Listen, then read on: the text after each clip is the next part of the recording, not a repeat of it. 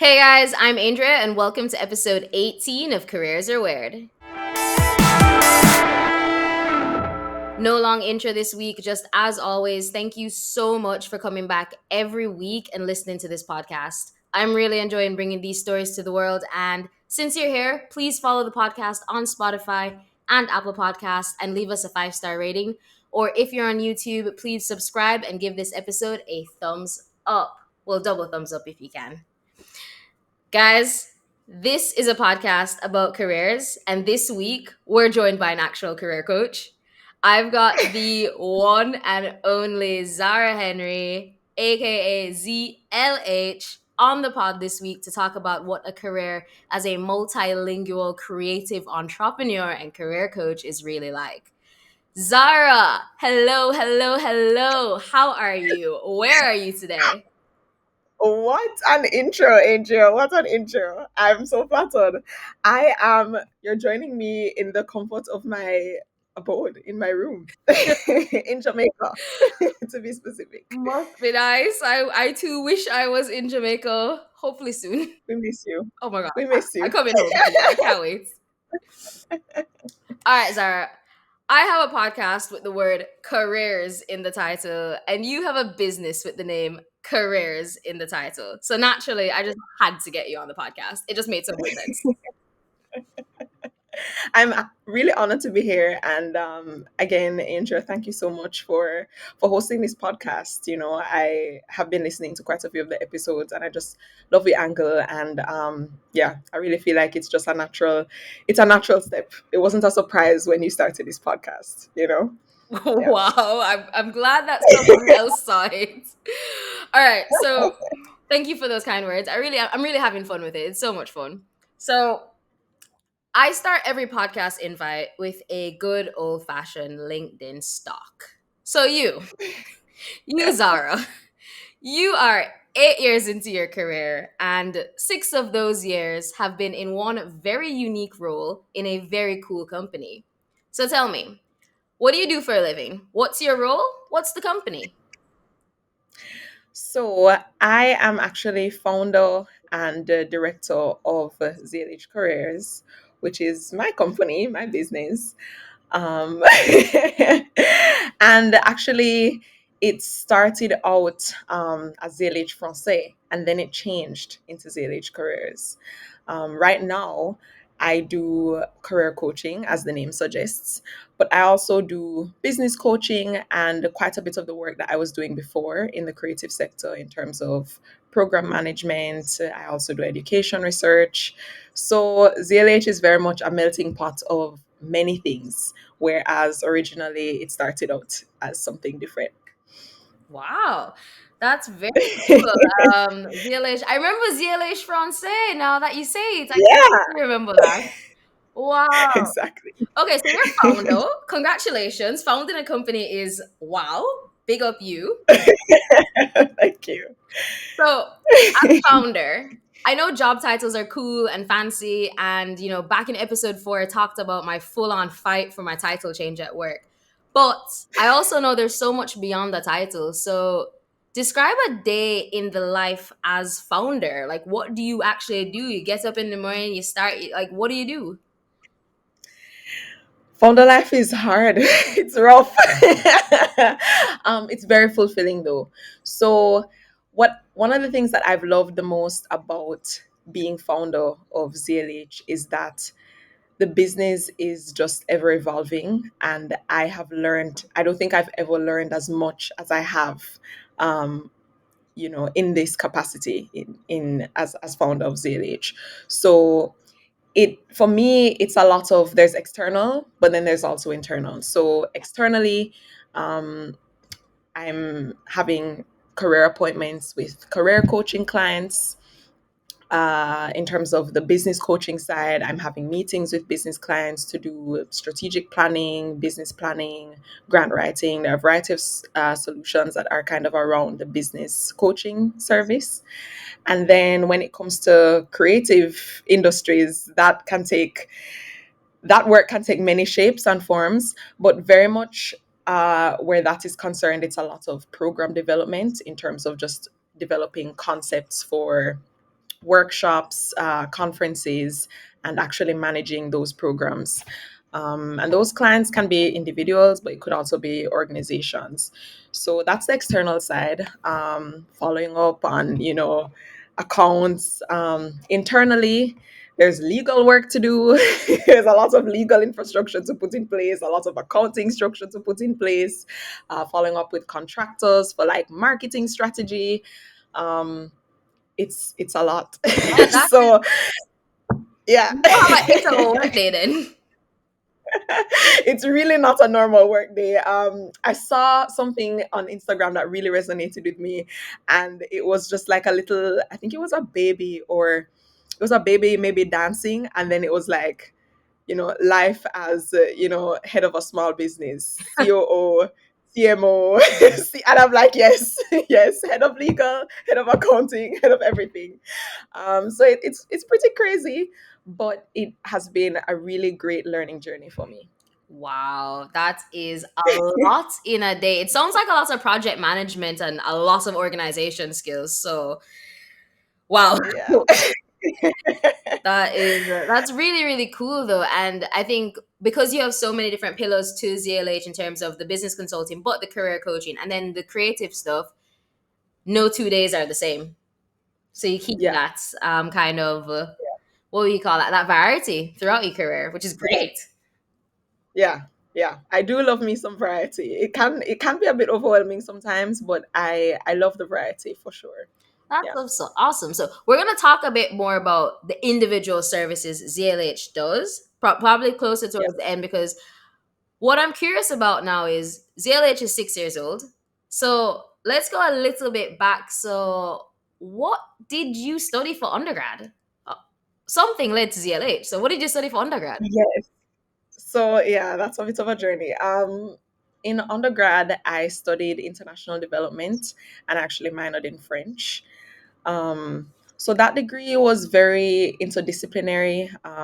Some places call it development studies, but it's really, I think, looking at a variety of social sciences from the perspective of the development school of thought, looking at countries that are more developed, countries that are developing, trying to understand the causes of those, the histories of them. And I did quite a bit of policy in that.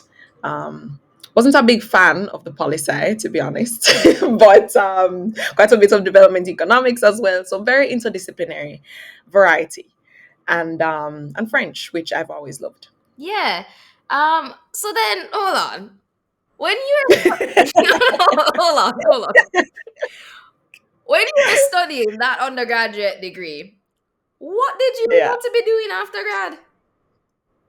Definitely not what I'm doing now. I thought I was going to be a career civil servant, just contributing to national development, working full time in a policy organization, either local or regional or international. That was the path I had in mind, and for a time I did that. You know. Okay, okay. So you graduate, you have the big bad bachelor's degree, and what do you do as your first roll out of uni? So I actually did follow the path for quite some time. So out of university, I actually went working full time in the Ministry of Culture, Gender, Entertainment and Sports in Jamaica. And I did that for almost 2 years, just shy of 2 years.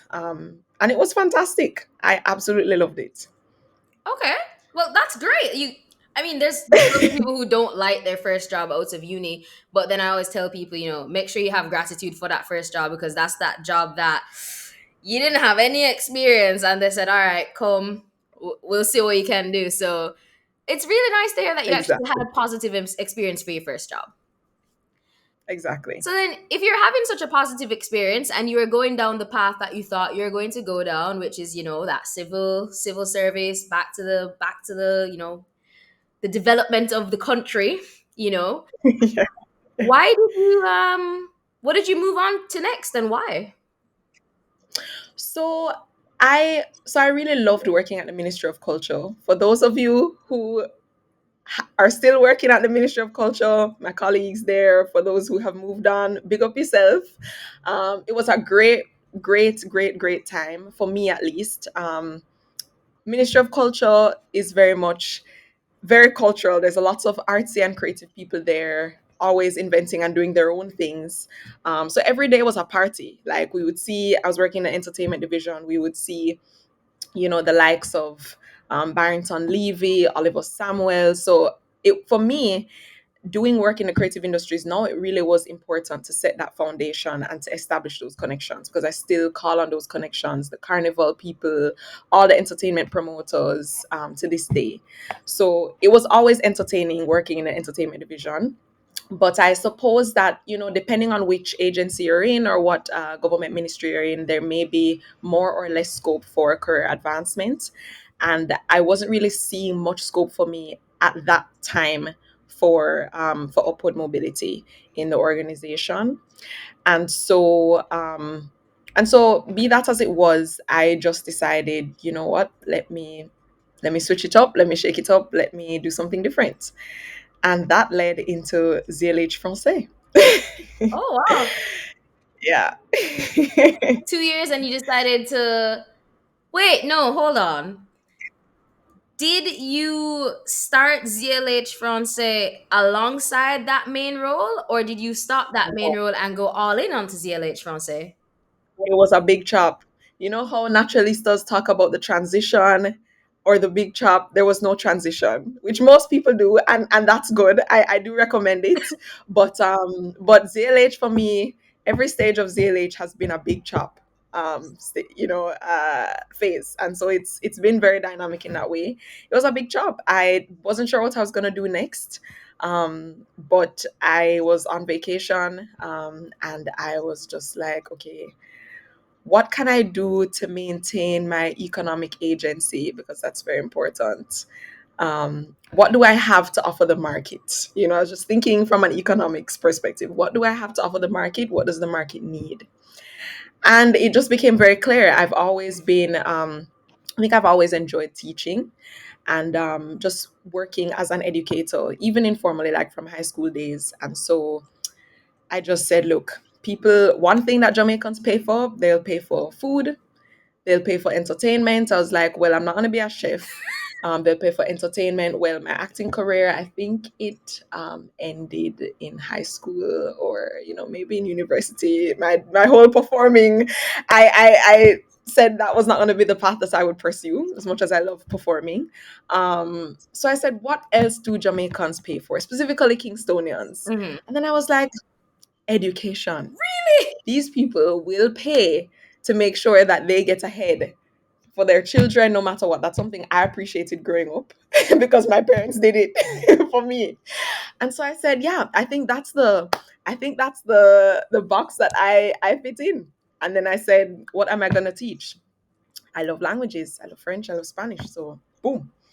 And then ZLH Francais was born. So let me get this straight.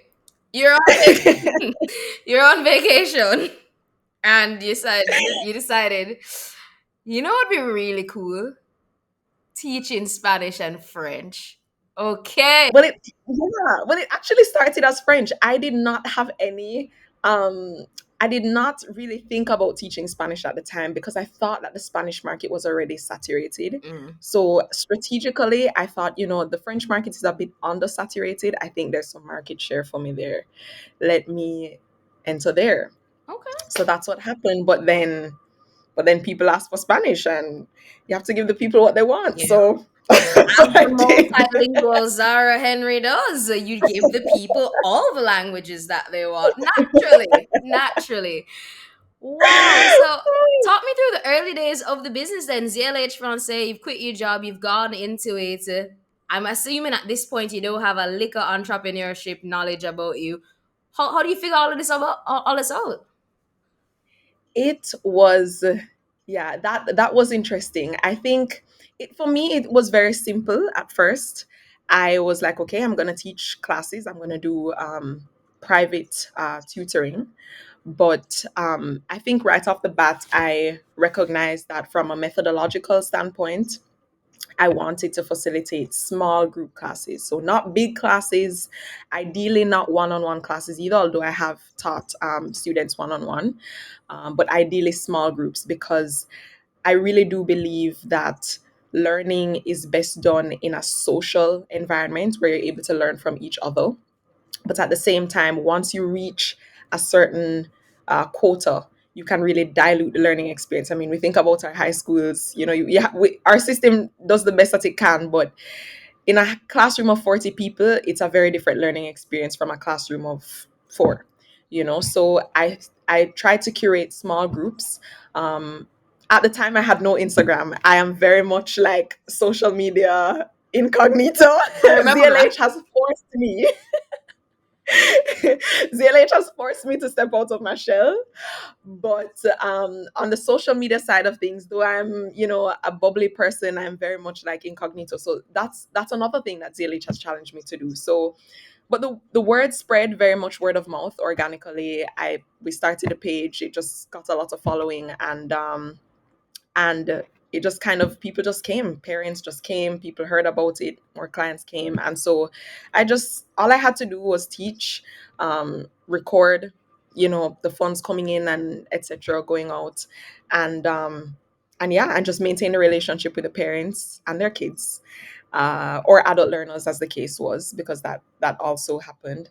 And that was my entrepreneurship for the first year. And it's funny because it actually aligned with the school year, the calendar year. It was about like October till, say summer.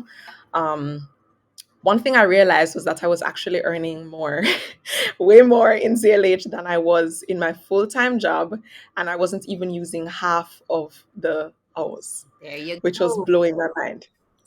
And so once I unlocked that entrepreneurship um window, there really was no going back. The policy Zara remained, but the entrepreneur Zara was born. And she could not Congratulations. disappear. Very cool. Like, yeah, I mean, look, I personally, guys, so you guys don't know this, but I actually sat in French class with Zara.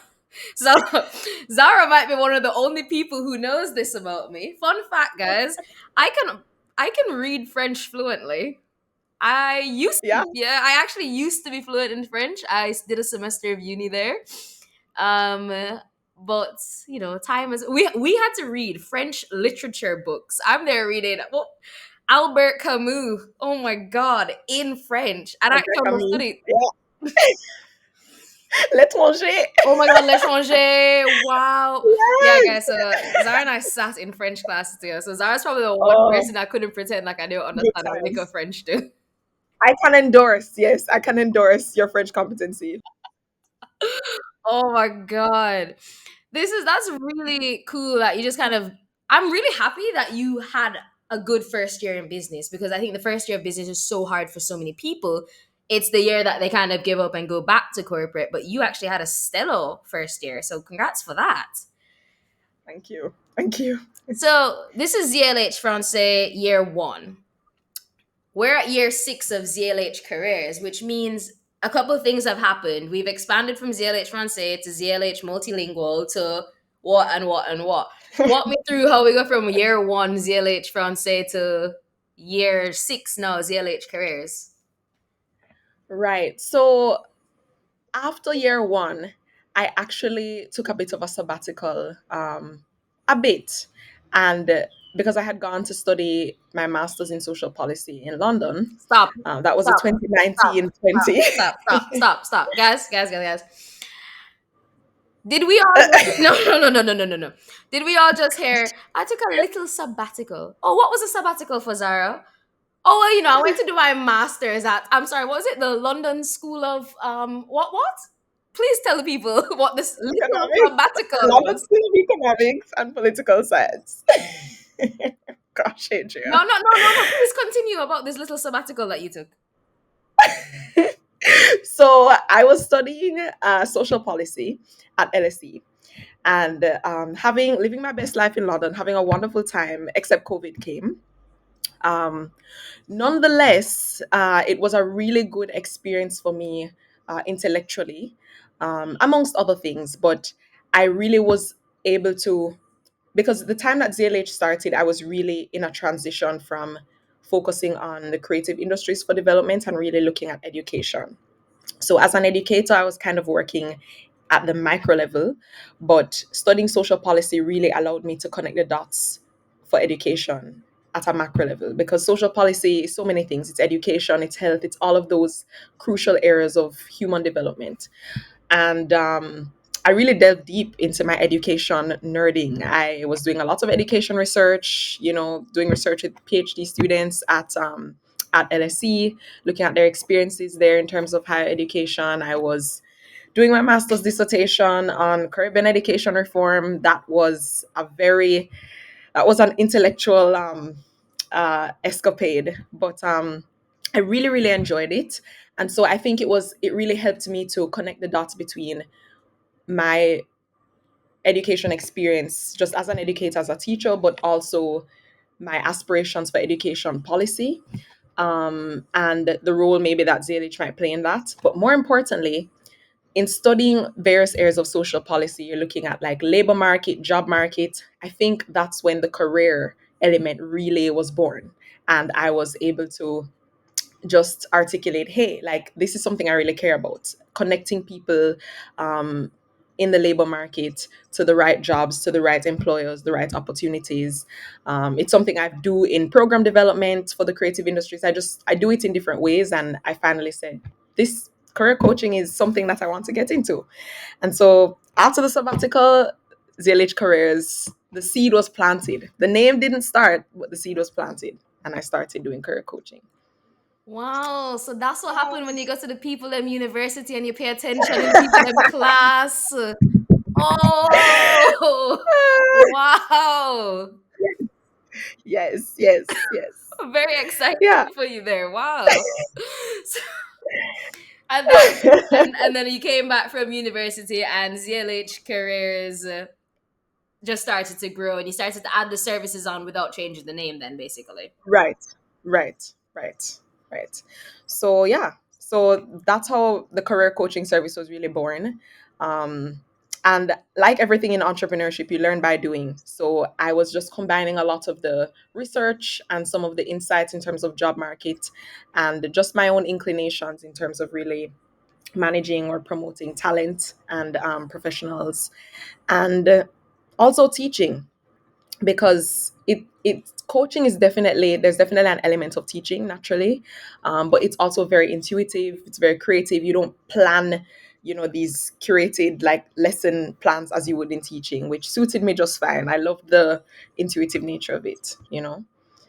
So So then that brings me to, I guess, a very basic question, but one I really should just ask is, what is a career coach? yeah, i think I think the answer will vary depending on who you ask, but I think a career coach is really is an advocate for a professional. And the advocacy happens in numerous ways. Obviously, the most practical way being to support someone as they navigate various aspects of their career journey, various milestones in their career journey. There are various ways that a career coach can support a professional or someone in their career. There's LinkedIn revamps, there's resume reviews, there's interview preparation, but the aspect I think for ZLH careers that has really fascinated me the most, and that is really where I've tried to make our mark, is the part that I think people don't focus on as much, which is less about the results, in terms of, CV, resume. Those things are important, mind you, and you have to do those things. But the part that comes before that, which is what we call the counseling elements of careers. It's who are you as a career person, your identity. What are your values? What is it that you're looking for in a career? Because, for example, if I go on LinkedIn and I see Andrea, arts project manager, someone else, arts project manager, someone else, arts project manager, for example, in the field of creative industries, you all look the same when you have that title. But that, as a career coach, that tells me nothing about, do you value upward mobility? Because if that's something that's important to you, maybe you want to work in a more corporate organization, a bigger organization. Do you value flexibility over your time? Maybe you want to work in a cultural startup. Do you value job security? There's just so many elements of, are you the person who likes to interact with the stakeholders? Are you the person who likes to kind of work more with the data, the admin stuff? There's so many elements of a persona in terms of career. And I think frequently, eventually, there's a buildup of dis-ease that people experience because there's these moments of disconnect between what you're doing, where you're going, the things you're interested in, what you're not tapping into. And that's really what I love to delve into with my career clients at ZLH. So then that's I'm just wow. It makes a lot of sense because yeah, everybody values something different, and some people, they don't care what the environment is, they need to be paid more. And some people, they only care about the environment and they don't care about much else. Yeah. So yeah, it makes sense that yeah, you could have the same career, the same title, but your next move is going to be completely different. And so that almost kind of answers my next question, but I want you to answer it anyway, which is, why do you think people need career coaching? I think people need career coaching because career coaching is like, it's maintenance for your career. You spend, when you think about it, you spend most of your time doing your work, whatever your work is. It could be paid work, it could be unpaid work. A lot of people actually spend most of their days doing unpaid work, or I don't know, stipend or something. So a career is far broader than your job. There's so many other portfolios that encompass your career, your domestic roles even. And so it's something that you engage with every day, and as such it's a very dynamic very dynamic aspect of your life. I mean, it's everything in your life pretty Yeah. much. And so how do you reconcile every facet of your life, because they're going to be constantly changing. You get a new insight this week and you're like, I had this experience with this person, I had this experience with this project, I'm actually thinking that maybe I might be more interested in this or that. And so it's something that constantly requires you to be checking in, having that accountability. And what better way to do that than to have someone to help objectivize your experience, because we can get in our head a lot about things. So it's really about accountability, objectivity, and yeah, having a space to grow. Hmm. Sarah, as a career coach, do you have a career coach now or have you in the past? I have not i have not and that is the exact reason why I that's one of the reasons why I went into career coaching, because every day I think to myself, I would love to have, or to have had, someone that is doing what I am doing in my life. I would love to have a person just be my partner in my journey. And that's the reason why I decided to that's the beauty of entrepreneurship, I think, is that whatever you want to see, whatever change you want to be a part of, you can put it out there. And by putting it out there, more gravity will come to it. Yeah. I guess there's a saying, well, be the change you want to see. And in a way, it just Exactly. like puts into the world something that maybe wasn't there when you needed it, and just make sure it's there. Or like I see some authors that say, I wanted to read a book, that book wasn't there, so I went and wrote it. So yeah, Exactly. that's, Exactly. That's exactly it. Yeah. no, that's really no, it's really cool because to be fair, I can't recall growing up and hearing someone say they were a career coach. A sports coach, yeah, a PE coach, sure. A doctor, a lawyer, whatever. But I don't remember growing up and anyone being like, yeah, yeah, I'm a career coach. No, it was like, yeah, Yeah. I work at a bank. But yeah, you're Yeah, right. exactly. It's a fair. Exactly. It's probably not a new field, but it almost feels like a newer field to me, at least. Yeah. Yeah. I think when I was doing a lot of the research that I was doing in terms of the career methodology, I was I saw that, yeah, career coaching, as interdisciplinary as it is, everything is interdisciplinary. Um, it really stemmed from counselors and psychologists and people coming to them with their lives as they would, and most of their lives they spend at their jobs. And so it was a matter of counselors and psychologists trying to understand how do we help people navigate such key moments in their life. So it kind of branched off from vocational psychology, and then you have career coaching. But very much like a PE coach, like a trainer, you have goals, and you need to maintain your body. You need to keep your system um, in shape, in gear, and that's pretty much what a career coach does for careers. Entertainers have promoters and managers and publicists, and a career coach can, in my case, that's a lot of what I do too, is just talent management and promotion. So being an advocate and being a coach, essentially. Yeah. Wow. Yeah, I want Zara as my coach and advocate, guys. I will link all of this at the end, but you go into zlhcareers.com, you go into the website, you're going to get in touch with Zara after this, like, because she just makes sense, guys. Wow, Zara. As we come to the end of the show, I usually end the podcast by asking the question: "Life's not stagnant and roles aren't forever. What's your ideal next step?" But I feel like that's a big question for a founder of a company, and I'm really curious how you would answer that, because I mean, if there's anyone who knows that careers are weird, I feel like it's you. Yes, careers are so weird. They are so weird, Angel. Never in my days did I think I was going to be a full-time business owner. I thought I was going to be a career civil servant. Two different things. But I have done quite a bit of work full-time in policy roles. And I think in terms of my next steps, I would still want to continue to operate in my capacity as founder of ZLH, but I'd like to work more with policymakers in that capacity. So I'd like to have a reconciliation between my who I envision myself to be in the past and who I envision myself to be in the future. And I'd really love to work more in education.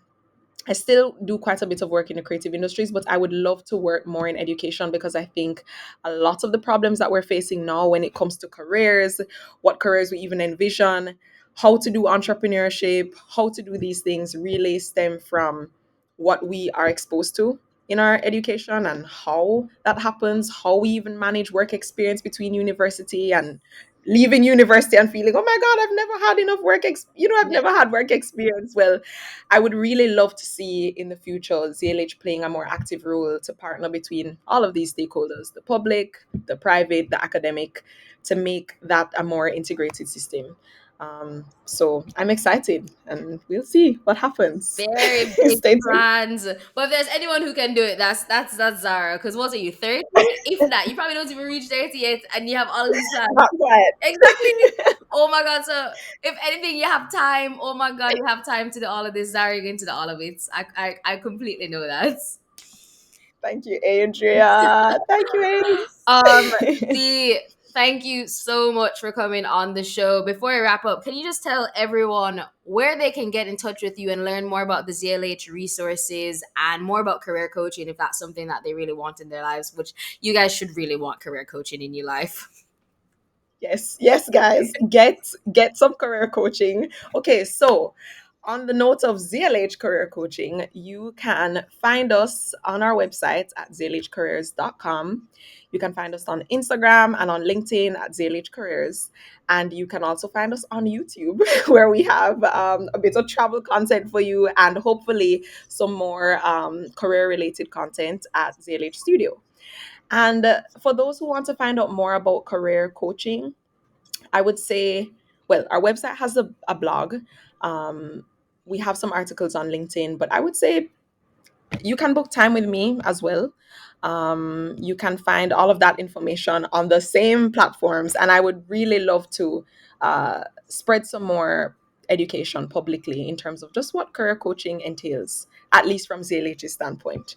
So That's hope to hear amazing. from And some you of you guys, guys. I've got the submission link as well. So if you ever have any questions, stories, or feedback for the show, drop them in the submission link. I'll pass them on to Zara. I'll link up her LinkedIn, ZLH's LinkedIn.